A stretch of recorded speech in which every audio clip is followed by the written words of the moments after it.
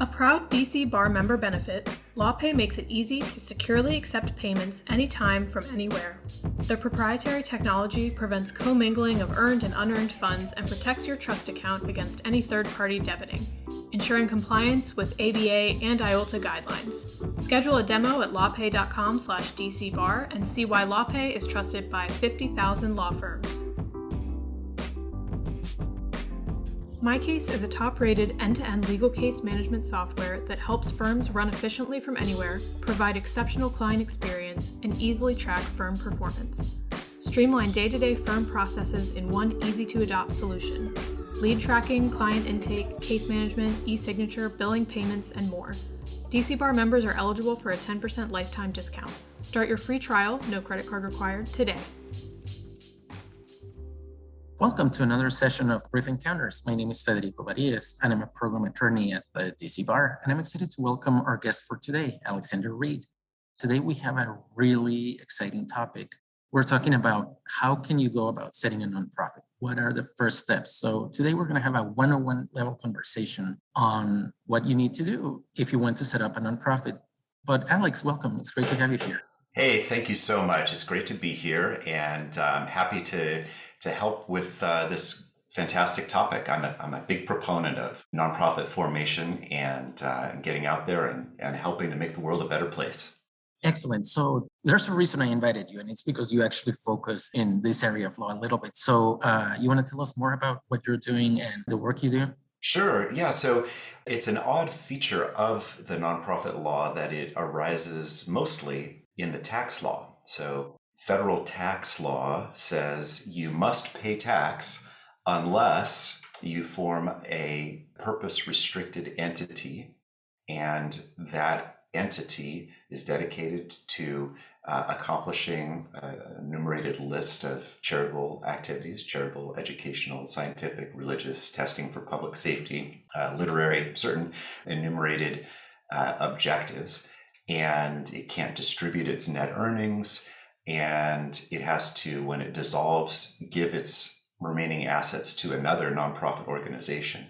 And if you do all those things, then you are exempt from federal income tax. So the rules are written in the federal income tax law to say what you must not do. So it's a little bit of a through the looking glass type of practice. Interesting. I think that for those of us who have operated in the nonprofit sector for a long time, we tend to think of the nonprofit world as the do-gooder type of work. You're helping immigrants, you're helping low-income persons with different issues. But it's not often that we think of it as it being a tax issue, really. What makes it Yes. a nonprofit is the tax code. And so you were telling us that you have to create an organization that's of limited purpose, right? And it's enumerated in the code. So how do you go about that? Like, what are the first few steps that someone needs to take if they're thinking of doing this? Sure. So I think as a business matter, if you're looking to get paid, there is really one and only one way to get paid, and that is through salary, which is not such a difficult thing if you think about it. You know, a nonprofit is allowed to pay for the services that it needs to accomplish its mission. So if you are going to help make the world a better place, but also get paid, that is okay to do within a nonprofit. What you cannot do is distribute the net earnings that nonprofit generates as a shareholder, as a dividend to a shareholder. So the word nonprofit is a state law concept. Many states have a nonprofit incorporation code. And what it really means is non-shareholder. So there's no person who owns the economic interest in the entity. So to answer your question, the first thing you do is you form an entity without shareholders, and that entity has a purpose restriction to accomplish charitable, educational, religious, scientific, etc., 501c3 purposes. And it does not distribute net earnings to any private party. And when it dissolves, it gives its money to another organization. And if you do all of those things, then you can apply to the federal government, the Internal Revenue Service, for recognition that your charter documents and your intended operations fit within 501c3 of the Internal Revenue Code. So that's federal law, federal tax law. And the IRS will take your application, which is on Form 1023, and you have to file it electronically through pay.gov. So you have to create a pay.gov account, file Form 1023, and it'll ask you a bunch of questions.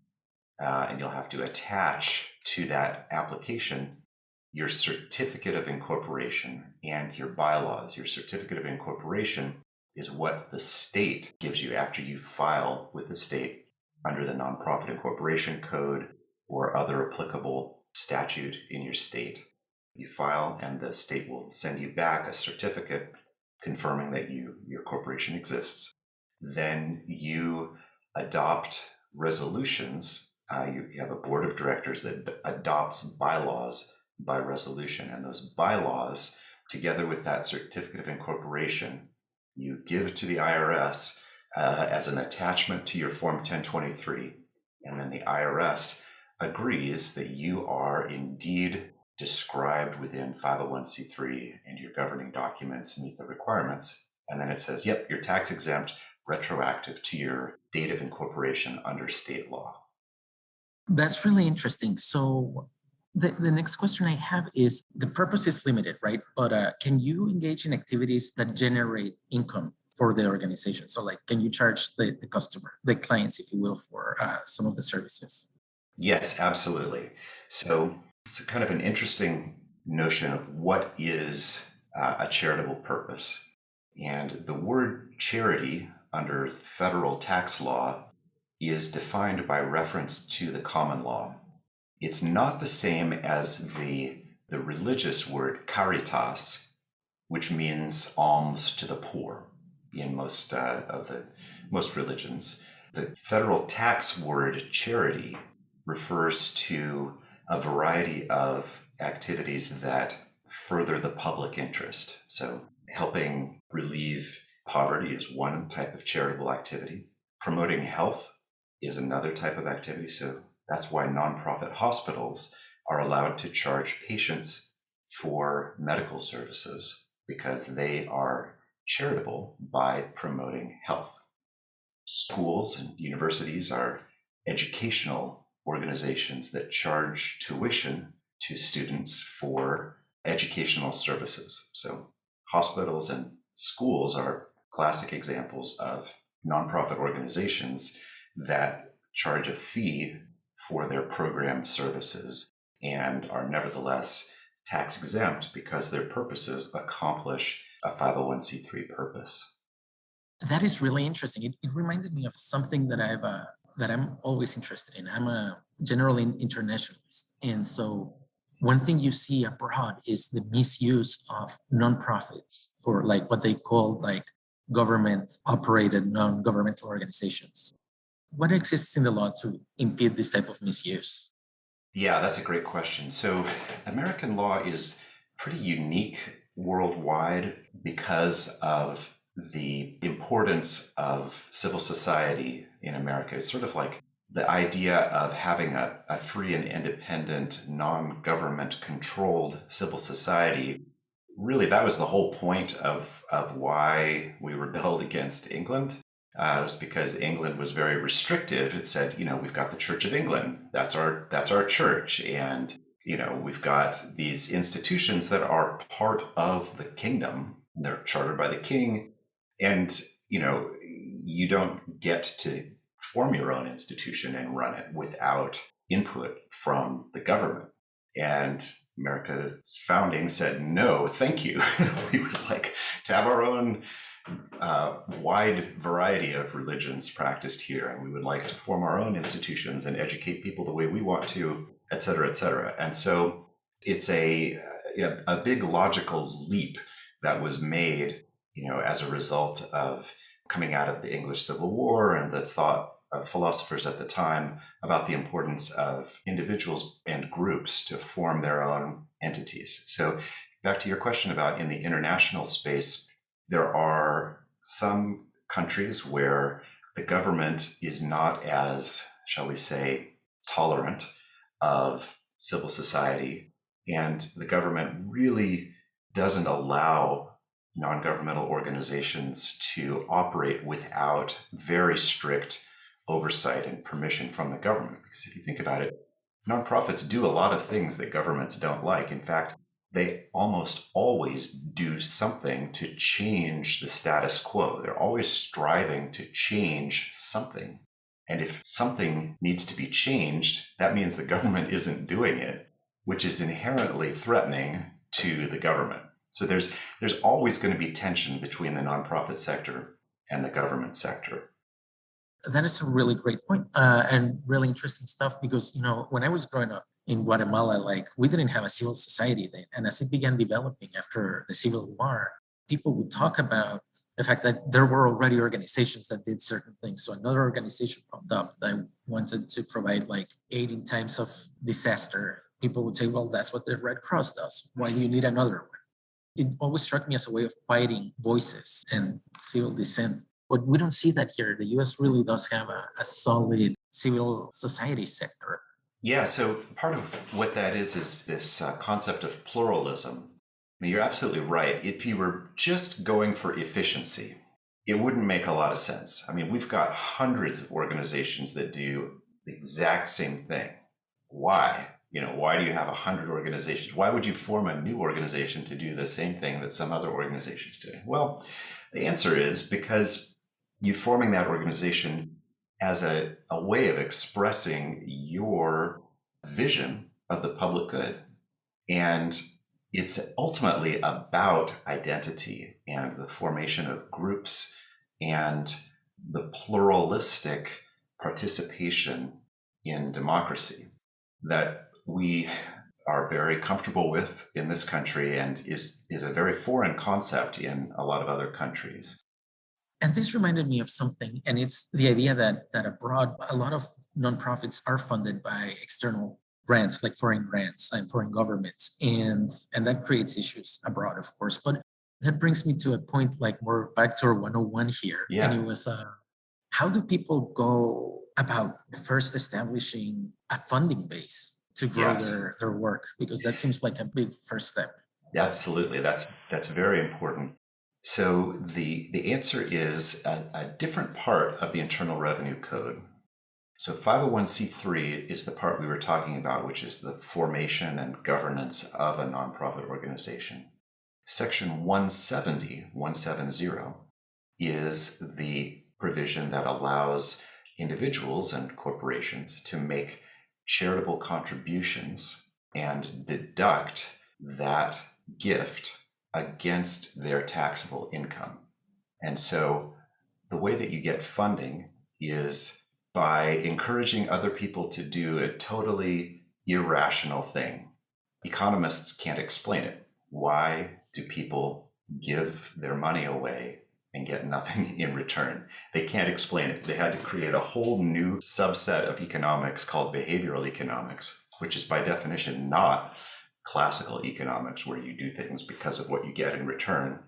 And they call it that you're paying for a warm glow, a good feeling that you get. But I think it's something more explicable than what the economists say, which is that it's a means of self-expression. People give because they want to see their vision reflected in the world. They want to express themselves. It's a form of First Amendment speech, I think, giving. And the reason, in my view, that a donor gets to deduct that gift against their income is because when they give it away, their wealth goes down, and as a result, their income goes down. So it's purely a arithmetic or accounting mechanism to reflect the fact that their wealth has decreased. They're not really buying something. It's not a consumption. They're not buying a warm glow. They are giving money away as a First Amendment expression, and that's why they get to deduct it. So to your question, how do you get funding? You have to encourage other people. You have to find people who want to express themselves in the same way that you do. You are helping to create a group identity, a vision. And so it's a very different type of enterprise from a lot of for-profit marketing kind of ideas. It's not so much about what are you going to get in return for your payment. It is, how is your gift going to be used to make the world a better place? It occurs to me that like what I've seen people do is attract boards of directors that are wealthy and that can help with that and also have some sort of expertise that's probably useful. So thinking of the board of the directors you'll have to find for your organization, like what are the minimum requirements? Yes, great question. So governance is ultimately the most important part of a nonprofit organization and perhaps the least understood. The best practice for a startup nonprofit is to find 3 human beings to serve as the directors. 3 is an odd number, so it's better than 2, because if you have 2 and they disagree, then you're deadlocked and the organization can't move on. If you have 3, there's less risk of a deadlock. So an odd number, 3, 5, 7, is recommended for a board of directors. Once you get too big, then it becomes new problems arise with getting agreement when you have lots and lots of people, because the opportunity for disagreement is greater. And also, the more people you get, sometimes the less engaged each individual is. They feel less responsible. So get 3 people. Those directors is a very important role that should be taken very seriously, because all of the legal rights, privileges, and responsibilities of that corporation are vested in the directors. So those 3 people have all the power. They then delegate managerial responsibility to the officers. All right. So you also need 3 officers: a president, who is responsible for the day-to-day operations, a secretary or general counsel. The secretary is the person who keeps track of the documents, knows where the bylaws are, and can, at a moment's notice, pull up the most recent version of the bylaws, knows where the policies are, keeps track of the legal stuff, the minutes, the resolutions of the board. That's what the secretary does. The treasurer is the third, and that person is responsible for overseeing the finances of the organization. Okay, so you have 3 directors and 3 officers. They can be the same human beings. In other words, those 3 humans who are the directors can delegate to themselves the day-to-day managerial authority to decide what to do from moment to moment to moment.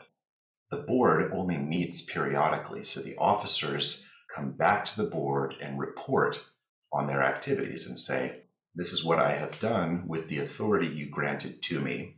And then the board says, great, or the board says, no, that's not good. We need new officers, or we're going in a different direction, or whatever.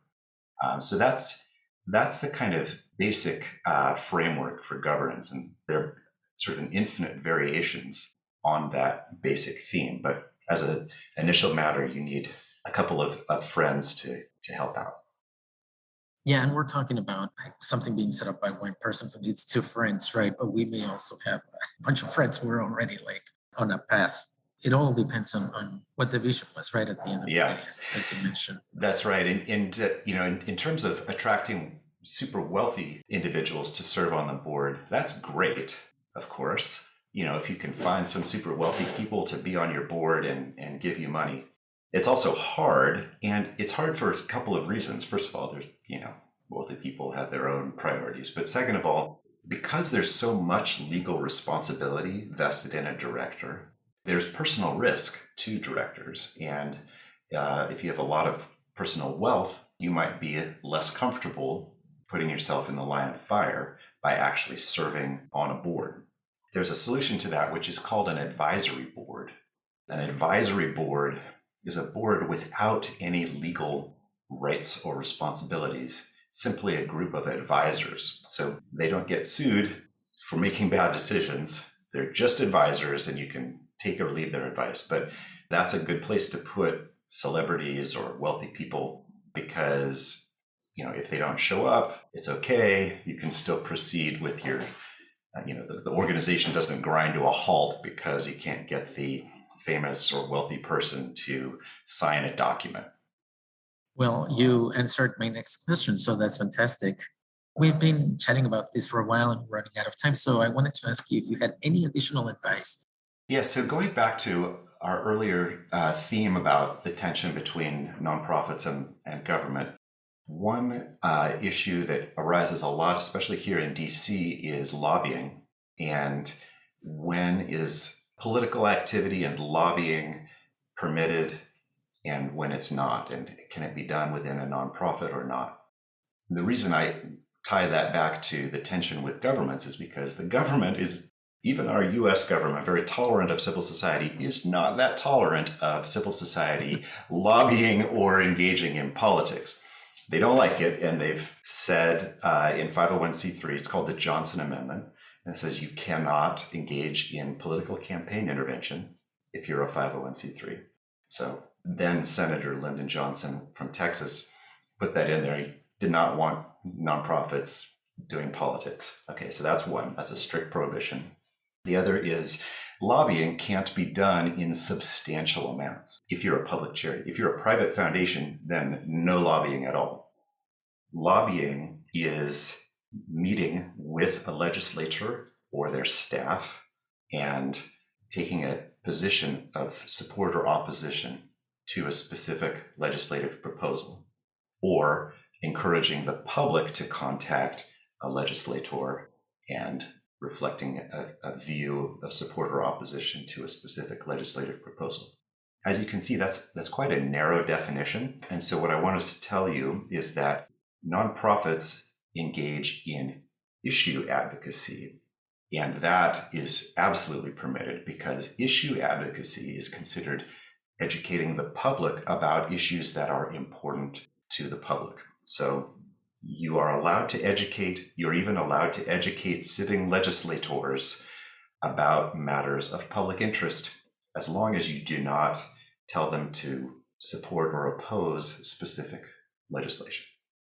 It brings something to mind to me that I know it's a little bit higher level, but I find really interesting. And it's that some nonprofits, some 501c3s also seem to have or operate a 501c4 Yes. organization. So what is that about?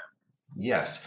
So a 501c4 is tax exempt, but cannot receive deductible contributions.